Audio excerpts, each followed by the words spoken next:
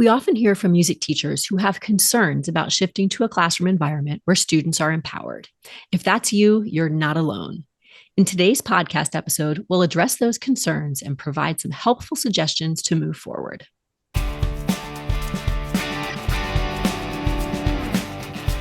Welcome to Pass the Baton, Empowering Students in Music Education. Here, we amplify the voices of music teachers around the world who are passing the baton and creating environments where the music students are empowered. Together, we can help students transform from passive consumers to vibrant creatives.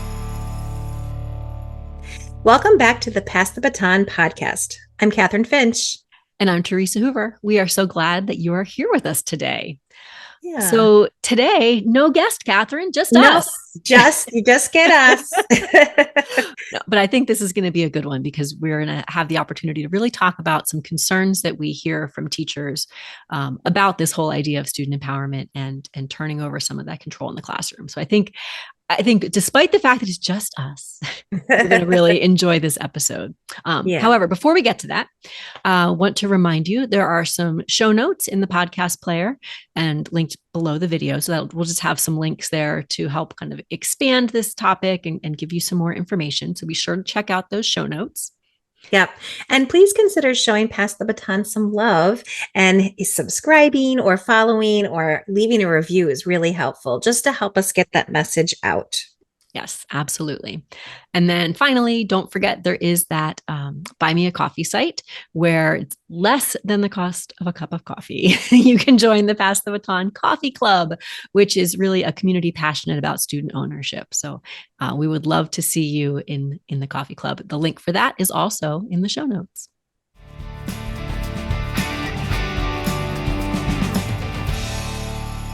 Okay, so today we are talking about some common concerns that we hear from music teachers when thinking about making this shift towards a more student-centered environment where students are working towards this idea of being empowered musicians, right?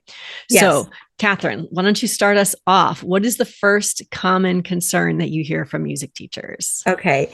The first common concern, and it's definitely something that I go through, I know you do, Theresa, as well, is the giving up the control, right? But how I it's so hard for me as a teacher to give up the control. And it is. That's a very fair statement. It is. But if we never give them a chance to have their own voice and choice and make decisions, then how are they ever going to be independent learners, down the road? We've got to be able to step back a little bit, be the guide on the side, right? And it's hard, but we can do it. And the kids are going to be better for it. Yeah, no, I 100% agree. And I kind of joke a lot. I'm sure you've heard me say this. If someone who's used to being a conductor can do it, right? Conductor where we control everything, it can be done and it's possible, but it takes baby steps, right? For sure. I imagine when you talk about giving up control, it's not just a matter of saying, okay, kids, take it away. And you just walk, right. What are we away. Doing today? Right. It's not that. Right. What do you feel like doing today? No, it's not that. It's, okay, we're getting ready for a program. We're going to do an informance. Well, we're some things we could share with our families. Right. And I still have some must-haves for sure. And we're still going to address all these things. But there is a different path that we're getting there. It's not Mrs. Finch is planning it and we're doing all of it. I'm doing it all to them, but they're part of the process. They're making some of those decisions. Yeah. Yeah. Or just within a lesson, we just finished, performing something. What did you hear? Where are we? What are our next steps? Right? It's just letting them have some input into, not letting, but allowing them to have some more say in what's going on and to take control of what they hear and what they see, because that's what we want for them, right? We don't want them to need Mrs. Finch. We want them to be able to do it themselves. Exactly. Until we can let go of some of that control, it's not going to happen. Yeah. And just like you said, little steps, little baby steps. It doesn't have to be this big scary thing, just little baby steps. As you see them happen, as you listen to your kids and you can tell that they're ready to do something, step back a little bit, let them do it. Yeah, so, for sure. Yeah. All right. Well, then what's another concern that we all typically have. Yeah. Another one that I often will hear from people has to do with like, but what about the standards? I have standards that I have to meet. If I'm, giving students control all the time, then how are we addressing the standards? Well, I have good news for you. If your school district, if your state follows the National Core Art Standards, or your state standards are based off of those, they are built for student ownership. The core art standards were written in a way where it's the students who are doing the most of the work. So really, by thinking with this, student empowerment mindset, you are addressing the standards. The standards, the National Core Art Standards are broken into 4 strands: creating, performing, responding, and connecting. And within each of those strands, there are what we call anchor standards. The anchor standards are built off of verbs, action words that the students will do. The students will select and analyze musical works. The students will generate ideas. They will refine work. So these things that are pointed towards what the students will do. And that is a way of giving students ownership, right? So by thinking with this mindset of, okay, how am I going to make sure that the students have control, that they have ownership, that they have voice and choice, you really are addressing the standards. It's not something to worry about. Yeah, I feel like a lot of us have been like, well, I want to do this student empowerment thing, but I have to be concerned with the standards. And they really are connected and there. So you don't have to worry about that. Like that. In fact, when you look at the standards, they will remind you of things like, oh yeah, am I having students help select repertoire, or am I having students generate their own musical ideas? Like those things are there for you. So they really are hand in hand.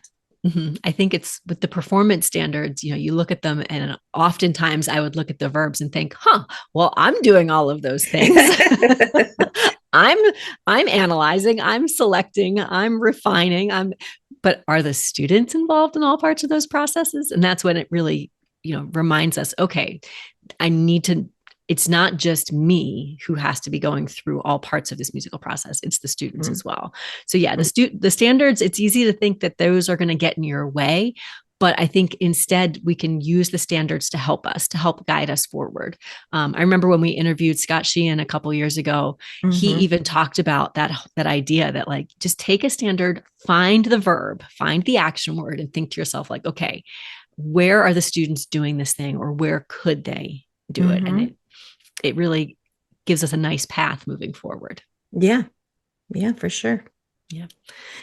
Okay. What about the next one, Kathryn? Yeah. So what about you're giving students more ownership. They're going in your room. There's a great buzz. There's all this stuff happening. And then, but what about admin? Like if they walk into my room, the children might be all over the place, and what does that look like for them? And so I think, many a times we will tell people like, but that as soon as they walk in, and if they see a busy classroom, they're going to feel that energy and buzz as well. But also you can say, this group's doing this group's doing that. Look at the excitement over there with this group, right? So like the initial buzz of a classroom might feel like, oh my goodness, it's going to be this, I don't know, busy thing. But as soon as someone walks in, it's contagious. They're going to see all this wonderful stuff.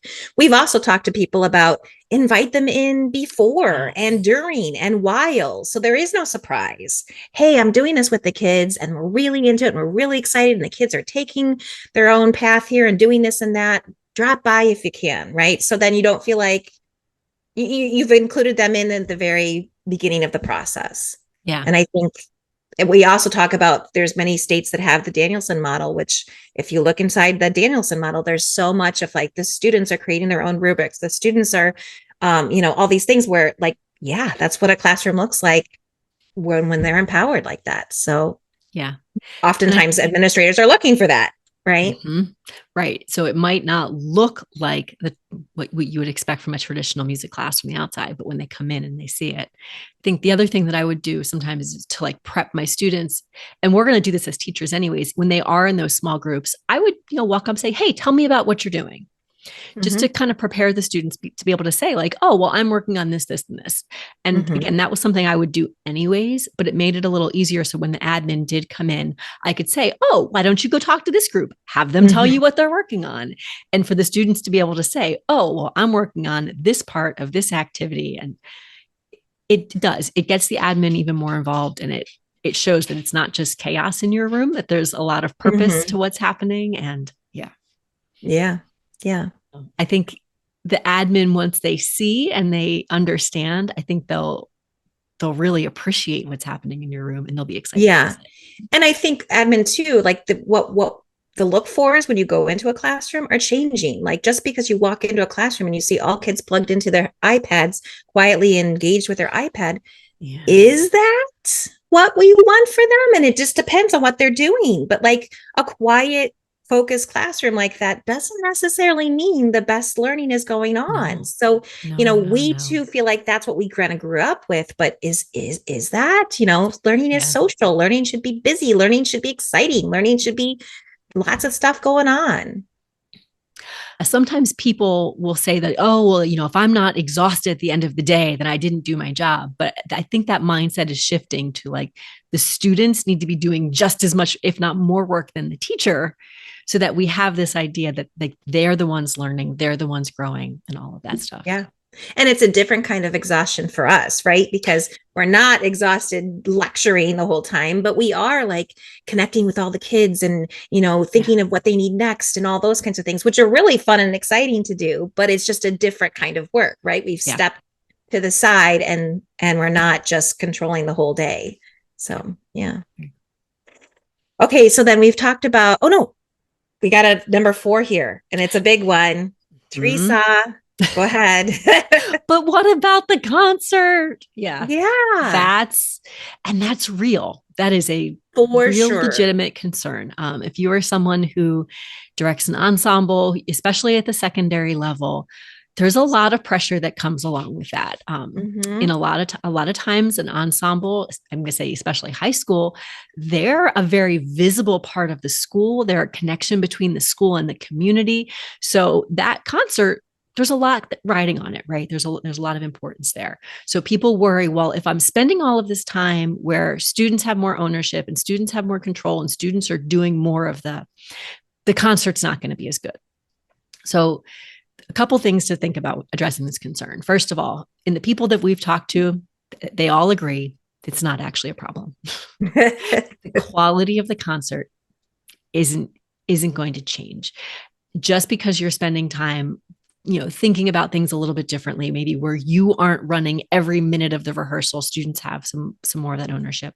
um, the quality of the concert's not going to diminish, so that's the first thing to put your mind at ease.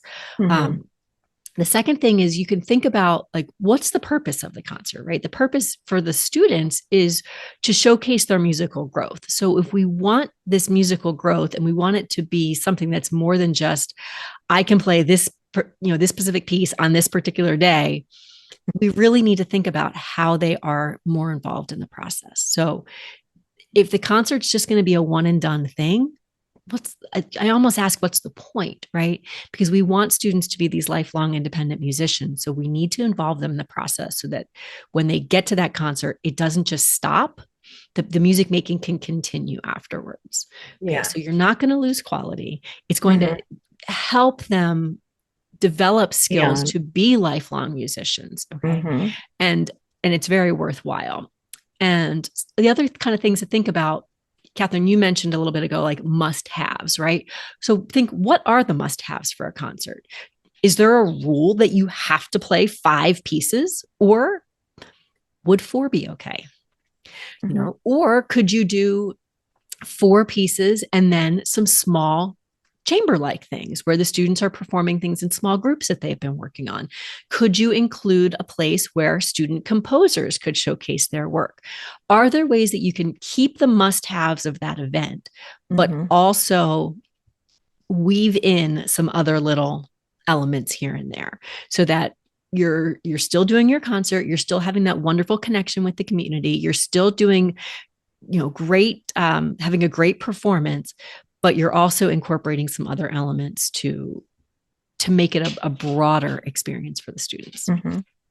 And then another one that I feel like we hear often is that it's when we give the students a chance in their, or when they have a chance in the rehearsals to run their own small groups or whatever, and they have those strategies in place, it's saving time, right? Because it's Yes. not you having to tell every group, but they now know how to break apart, go do their thing, lead each other's through, fix their own mistakes. They know how to practice better. So like that's just I've heard a lot of people say it saves them time. Yes. And I think the only other thing too is, don't get it wrong, that everybody does at some point go, we're 2 days before, or we're a week before, or whatever, I'm running the rehearsal, right? Yeah. Like that happens too. Yes. And that's okay. And that's what you have a due date. At some point, things have to just get done to cross the finish line. And but I've heard a lot of people say, no, when I teach those strategies, then the kids have that embedded in what they do, it saves a ton of time. Yeah. And a ton of mistakes. Right. And all of that goes to starting small. Okay. It's not a matter of just saying, okay, go for it. You're starting small. You're building those strategies, right? If we could think about back to giving up control, you're giving up control little by little to help build those skills needed. But when you invest that time in the beginning, that's when it pays off. And yes, there does come a time where you're going to say, no, saxophone's F sharp, and you just have to tell them, and that's okay. Right. That's not a bad thing. But yes, you can still have great concerts. You can still do those kind of things. You just have to look for, where are the elements that we can stretch a little? Where can we add? And how can we think beyond this concert being the most important part of of what we do? Yeah. Okay. So the very last one that we want to talk about, and this is something that I think comes up a lot at all levels, right? Elementary through secondary. And it's the fact that, but I don't know how to do blank, right? Yeah. But I'm not an expert at whatever this thing is the students are suddenly interested in. That's another real one. It's another real one for sure. And I think many of us grew up or were trained as educators to be the expert. You are the expert in the room. Yes. And so it's hard for us to be like, I don't know, or I don't know much about that. So, but we're not experts at everything. We just aren't. And what's nice, I think, and I have said to my students, friends, I don't really know how this might go. I've never done it before. And the sweetest thing is I usually get a kid who's like, it's okay, Mrs. Finch, that they're, but also I'm modeling to them, you don't know everything. I don't know everything. And that's okay. We're going to learn this together. We're going to figure it out together. And that's helping them see that I'm always a learner. I'm still continuing to learn, and I'm willing to try new things and take risks. And that's what I'm asking you to do. Therefore, you also see me doing that. And that's good for them to see. Yeah. It's so important for them to see that the learning never stops. It's not like, you turn 18, ta-da, you've learned everything. Or, you graduate college, you've learned everything. No, it doesn't stop. We keep learning. And that really is okay. Yeah. And I think part of it's just where we are now in the world, right? We have these computers in our pockets. It's got a calculator, it's got a map, it's got an encyclopedia, it has everything. So we don't have to be experts anymore. And how many times have you had like a guest conductor or somebody, come in and talk with your kids, and they pretty much say the same thing you've been saying, but composer so-and-so said we should do this. And, and it's like just hearing it from somebody else. And it's just exciting to connect with an expert, right? Yeah. So bringing in somebody else, there's so many benefits to that. And like you said, before COVID, we were all like, what's Zoom or what's a video conference? But now we're all like, okay, I know how to do that. Or I could remind myself how to do that. Right. Right. Yeah. So if you don't know something, connect with somebody who does. Yeah. Look it up on the internet, find some videos, do some research, and do it with the students too, right? I think that's something that I often will say, like, I don't know, let's learn this together. Let's see what we can find. Let's just do it. Because we don't have to be that expert, and it's really okay. Yeah.